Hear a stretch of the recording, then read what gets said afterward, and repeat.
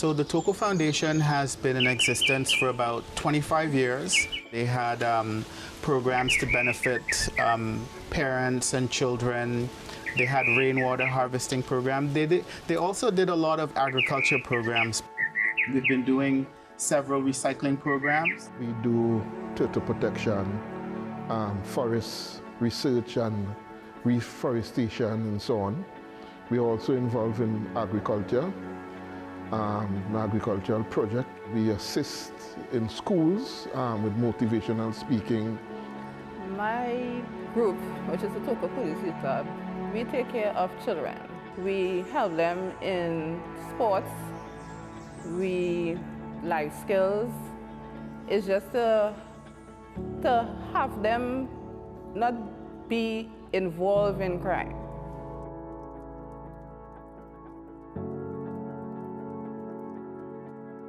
I would say that the sense of community is more villages. Yes, there's a sort of togetherness in the Toco area. I guess there's a good sense of ownership. We look out for one another within your community, within the community. There's also the village councils in each community, you know, and these things are all voluntary. They are not remunerated in any way. At times, like for instance, when there were issues with the road, you know, persons did come out and protest and complain, but mostly no. I wouldn't say so. Not all the time, not all the time.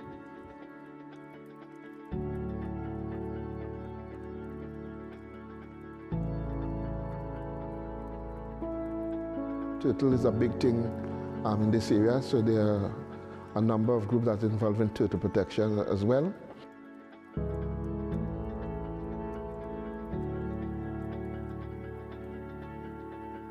There are sporting groups on the coast.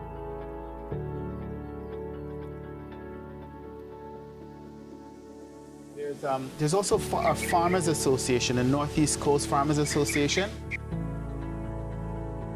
Also been a few community groups that formed over the years.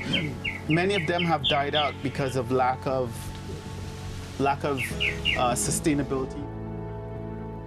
There are a number of church groups that do what I will call some tremendous work in this part of the vineyard as well.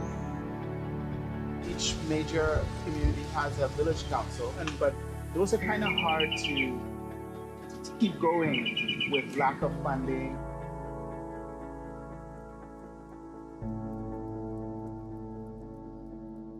So I would say commitment from members to attend meetings.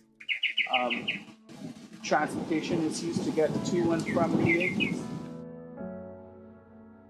Persons have challenges in giving up their time because it takes away from their professional life, their family, and that type of things. Groups sometimes don't have the ability to put together proposals or to identify funding sources and be able to formally approach these agencies for support. Sometimes the organization drive and energy, it surrounds that particular individual.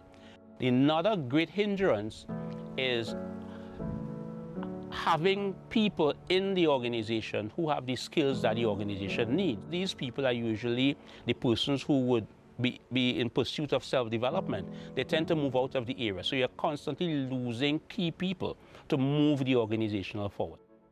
Getting help from other agencies because of the area where we are.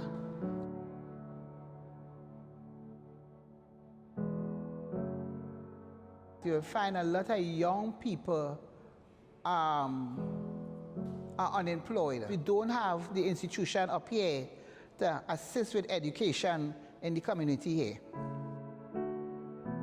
Access to resources. It's more costly to operate out from within this community. And most of the things that we need to access is nowhere close. Even like to repair a net or to repair a boat, nothing much is going on that could facilitate some of the skills that people may have, the skill sets, so they have to find themselves in other areas to get that job.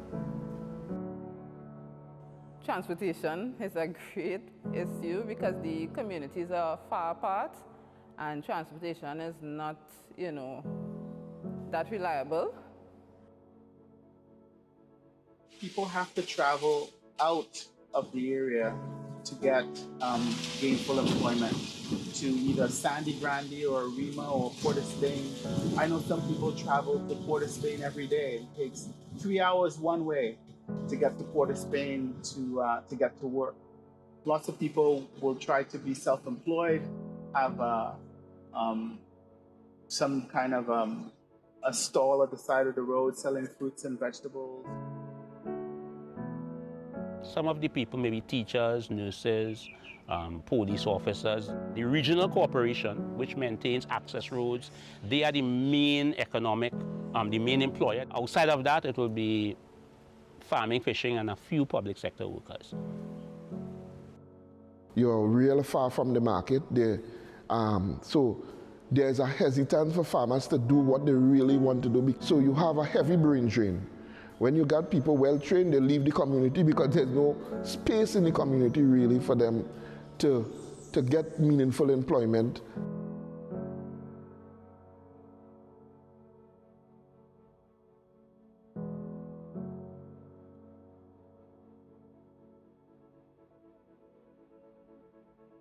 Hypertensive, diabetes, stroke, and Drug abuse. Young people consume exceptionally large rates of marijuana, and that to me is having spin-offs in the mental behavior of the youth, the male youth especially. The consumption of alcohol at the rum shop continues to be a major problem in these rural areas. If I look at a third health challenge, it would be probably lifestyle in terms of diet. You would think that because we're living in Toco people eat a lot of healthy things. They may have good air, but probably Toco people eat more fried chicken than Tong people, That's why diabetes is so rampant, because people don't see the link between eating properly and lifestyle diseases down the road.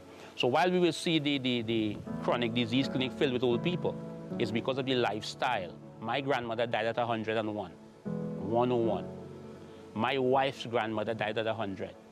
And what they both had in common, everything was boiled, they eating nothing fried. Diet was key.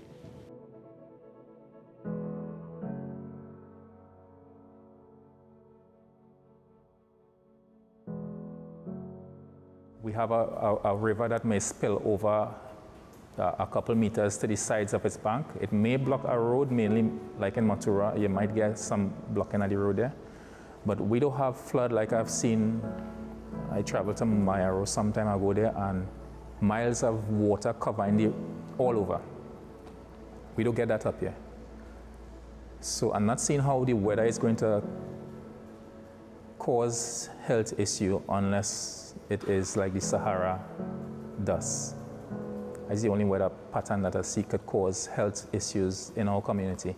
I don't think the Toco man is really challenged much on a health basis. I think what happens is that lifestyle diseases, diabetes,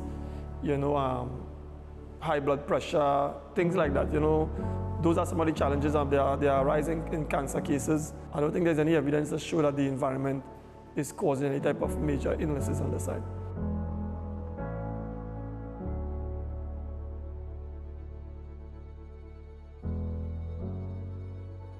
a hospital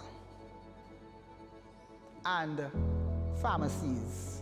If there is an emergency, we have to traverse 29 miles. Whether it's for maternity, whether it's for whatever else, we have to traverse 29 miles. By that time, the person might die. The baby will be born on the way. I think establishing something like a mini hospital system in the Toco region where you could take care of some surgical procedures could be done. Maybe where you could have doctors and nurses stay over maybe in larger numbers. That could be done. Toco has benefited because the healthcare system is relatively good. There's an accident and emergency, there's a doctor in the community every week. They're very beautiful health centers, competent staff. So you need to get into the homes of people and understand their lifestyles. People in these areas die old, but they usually die from diseases that could be preventable. So I think that I would spend some resources in home care visits because of the ruralness of the area. And yeah, I think that's the only thing that's missing really, the healthcare. Other services are relatively okay. I would say education about healthy diet, especially because of the prevalence of diabetes and high blood pressure in Trinidad and in our region, and also to promote local foods.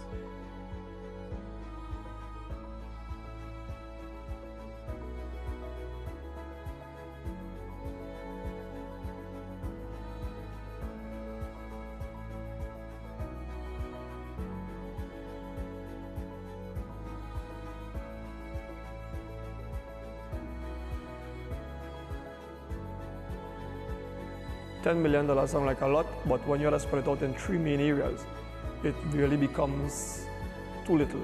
The opportunity to have bread and breakfast type businesses established on the coast, there's a need for that. I will advise the government to declare this area as a tourism destination. Fishing would be the other one that I would work with, try and build like processing plants and stuff like that within the area. They are trade persons who have different skill sets, like barbering, we have nail techs, we have hairdressers. It's not just farming and fishing. So if we can have a center that could facilitate those kind of skill sets, would be nice. And a multi-purpose center. And one of the things I also will like, because we live on the coastline, we don't have a shelter, a tsunami shelter in case of a tsunami. Farmers need to have access roads so that they can go to their field and work on their crops and harvest produce and bring it out. To create some kind of major industry in the area would be a really good thing, like a mango processing plant or something. There's tons of mango in the area that goes to waste every year. And other vegetables, but like some agriculture processing plant, or where people from the region can work, and also people from the region can bring produce or fruits. I would use that $10 million to ensure that the young people who are the future of tomorrow, where Toco is concerned, has the skill sets that are required to make them a meaningful contributor to the national landscape, and to give them the skill set that they could reinvest that skill set back in the Toco area. Create training opportunities in the downstreaming side of the fishing business. So I would expose them to all of the technology related to rural farming, and set up some sort of facility in the primary schools where children are exposed to career building opportunities. Because what you find happening is that the best students go to school outside of the area.